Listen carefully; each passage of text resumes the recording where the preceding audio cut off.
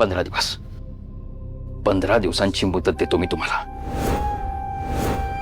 15 दिवसात मला माझं हे घर खाली करून पाहिजे.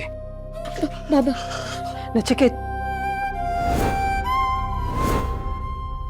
15 दिवस.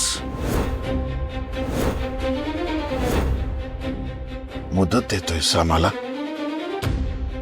आम्हाला? आई बापाला? बाळा, एवढी हिंमत आली तरी कुठंतरी तुझ्यात. नचिकेत, नको ना असं वागू. तुझ्या बाबांची अवस्था बघतोयस ना, कोणाला घराबाहेर काढतोयस? आम्हाला? अरे आई बाबा होतो मी तुझे. निदान निदान माणूस की म्हणून तरी आमच्याशी असं नको ना वागूस. कुठे जाणार आम्ही? मला काय माहिती कुठे जाणार तुम्ही.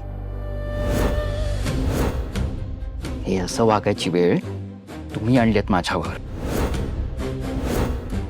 तुम्ही भाग पाडलत मला असं वागायला. यांना विचार ना, बाबांना विचार कुठे जाणार ते.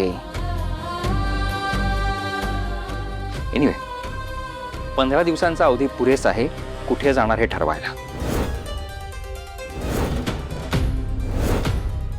त्यामुळे 15व्या दिवशी मला माझं हे घर खाली करून पाहिजे.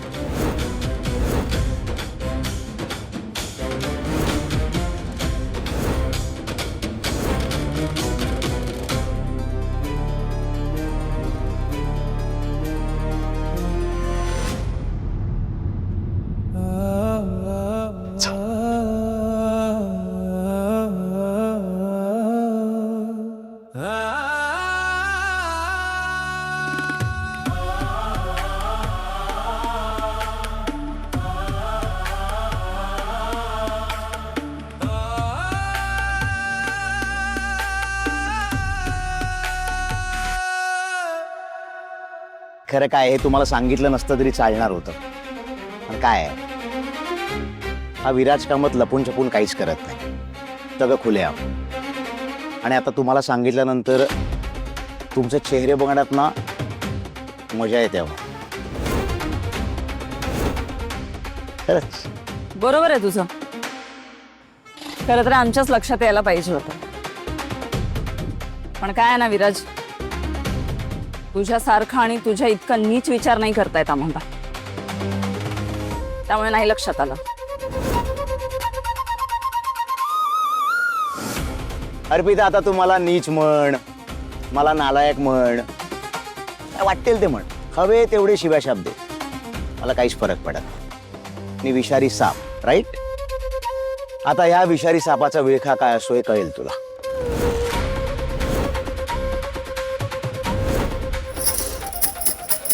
बांगड्यांचा आवाज कानामध्ये साठवून ठेव विराज.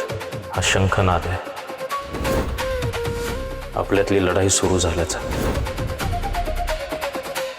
शंखनाद, बांगड्यांचा शंखनाद करणारे हात, आता ते हात भीक मागणार.